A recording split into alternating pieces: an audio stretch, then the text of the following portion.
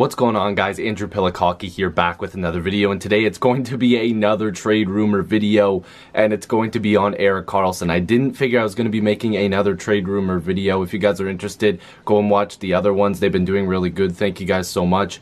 But it's been really fun to make these videos, and when there's a tweet about Erik Karlsson, I think it's only fair that people talk about it because he is arguably one of the better defensemen in the NHL, if not the best defenseman when it comes to offensive point production and stuff like that. So let's waste no more time. If you're new, make sure you subscribe. Love to have more hockey conversations with you. Join the squad. Let's get into the rumors here. So I'm going to pull up the tweet for you guys. Elliot Freeman tweeted out, of course, there's a sense today that Erik Karlsson trade talks have picked up in the last few days. Most likely destinations appear to be in the Western Conference. There's also belief that Vancouver has stepped up to see if it's a match. So that's crazy to see Vancouver in there as well. We know Trevor Linden has stepped down. The team is going. We're not sure if it's going to stay in the same direction with keeping all their prospects together and having them grow up together, kind of like what the Maple Leafs did, and it worked out quite well. You know, they've got Horvat, Besser, Pettersson, you know, Demko, Markstrom. They've got a lot of great pieces there. So I don't know if maybe some friction in their head office or whatever has to do with them maybe considering trading some of these young guys to get better right away. Obviously not Besser or Pettersson. In my eyes, I don't think you trade those guys. Horvat, I don't know. Demko, Markstrom, I don't know if they're willing to part ways with some of those young guys. Vancouver Canucks fans might know a little better. Maybe Tanev is somehow involved in a deal like this so that Ottawa gets a defenseman back. I don't know how any of this would work. I'm just throwing out names there because this is just one tweet, and again, I'm not saying this is going to happen, but let's just have a general discussion about the West and, you know, the fact that there could be a match there because it's looking like the Ottawa Senators are talking to teams in the West because they probably don't want to trade him to a team in the East, like, you know, like a Boston. Obviously they wouldn't go after him, or Toronto, or, you know, Tampa, a team that's been linked to him more than any team. I'm just throwing some names out there as in like their competition that's right there, you know what I mean? So let's just go over Erik Karlsson a little bit. Last year, of course, he struggled, I guess you could say, because he was a minus player by quite a lot. He was a minus 25, 71 games played. He had 62 points, 9 goals, and 53 assists. The season before that, he had 71 points. So obviously, he's just, you know, he had a bit of an off year a little bit. And, you know, there's been some stuff going on, like personal issues. We're not going to talk about that. Erik Karlsson's a great guy, and we all know that, and he was dealing with some stuff. But, you know, on the ice, in the seasons before that, the 3 previous seasons, he played in all 82 and was putting up a ton of points. So we know Erik Karlsson is always going to be that elite offensive threat.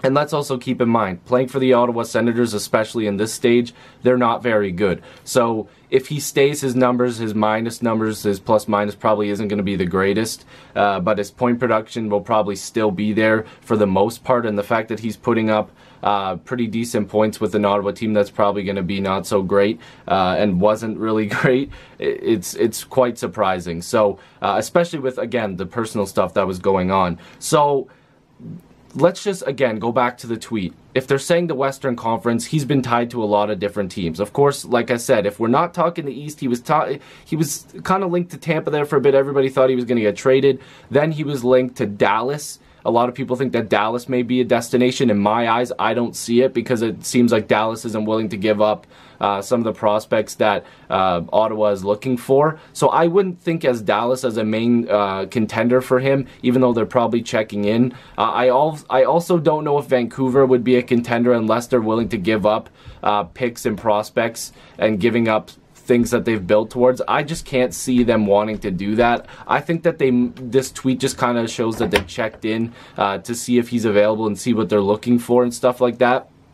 And the teams that come back to me still is like San Jose, even though the cap situation would probably be a little weird because people are still saying that the Bobby Ryan contract would have to be going with Erik Karlsson, and we know Bobby Ryan's got a pretty nasty contract. It's not very good. Another like 4 years, I think, including this year, at over $7 million per, and that's definitely not good. Also, keep in mind, Erik Karlsson is a free agent after this season, so teams are going to be looking at this and going, damn, are we going to be able to extend him? Are we going to be able to keep him under our roster? Can we afford to take Bobby Ryan back?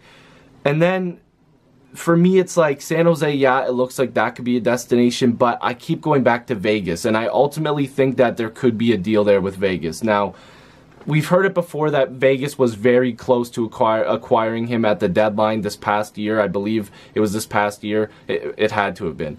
This past season, they were very, very close, and then they flipped and made another trade to acquire Tatar, and they gave up a little bit too much in my eyes. But they still have quite a few picks that they could deal, and Ottawa's really going to need some picks, seeing how they're going to be giving their first round pick this year to Colorado, which really sucks. I really think it's a tough decision, but if I was them, I probably would have waited. Or sorry, I wouldn't have waited. I probably would have just given them the pick, because if they're really, really bad this year and they end up picking first overall, it's not going to be good. You know, so Vegas does have some picks that they could give to them. They probably won't be that great if Vegas is good, but they could be giving them picks from other teams that they've acquired as well. A lot of people have said a guy like Cody Glass would have to be involved in the deal. I'm not sure if they'd want to do that. They've also mentioned Theodore, so you know, it would be really tough, but Vegas also has the opportunity, I think, that they might be able to wiggle their way into maybe getting Bobby Ryan as well. I know their cap situation isn't that great. I'm on Cap Friendly right now, and their projected cap space is over $8 million. But I believe they can still use the LTIR as well for guys like David Clarkson. And I think they have maybe somebody else. No, maybe it's just David Clarkson. But they could probably use the LTIR. They'd probably send salary the other way or make corresponding moves with other teams maybe. I'm not sure how it would work. But if I was to take a guess, especially if Bobby Ryan isn't attached to the deal, I feel like Vegas would be able to throw in maybe more picks to sweeten a deal. They weren't afraid to move picks when it came to getting Tatar. They gave up, what, a first, a second, and a third.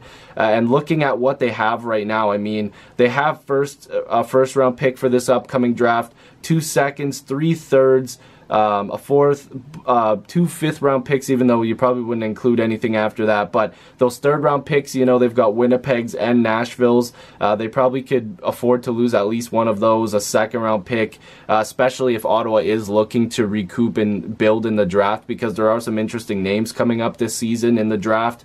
And again, they do have some forwards that they might be able to move, and maybe a defenseman. Again, going back to the fact that they might have to give up a really decent young player like Shea Theodore, that could be tough for them to want to give up. So we'll have to see. Again, I keep saying Vegas because I'm not really sure who else would be able to make this deal. I think San Jose would love to make this deal, but they would also have to give salary going the other way. They don't have their first round pick this year. It was traded. They've got a couple second round picks, so they do have some picks that they can move around, and I do think San Jose is probably a more likely destination than other squads that are out there, like the Canucks. I mean, I'd want to think the Canucks, you know, would want to make a trade like this, but they probably do not have I don't want to say the guts, but they probably don't want to give up all their young guys. And you know, it's going to really be interesting. I'm not sure what's going to happen here, but it looks like Erik Karlsson could be on the move. This is just a general discussion, so hopefully you guys enjoyed this video. Again, is Erik Karlsson going to get moved? Where is he going to get traded to? Let me know down below. If you're new, make sure you subscribe. Love to have more hockey conversations with you. Join the squad. Let's get to 4,000 subscribers. If you want to buy a t-shirt, link is down below. And if you want to buy tickets from SeatGeek, use code APH in all caps to save $20 off your first purchase for game tickets, whatever, anything you want. So yeah, do that. All the links are down below. I'll see you guys in the next video or stream. Peace.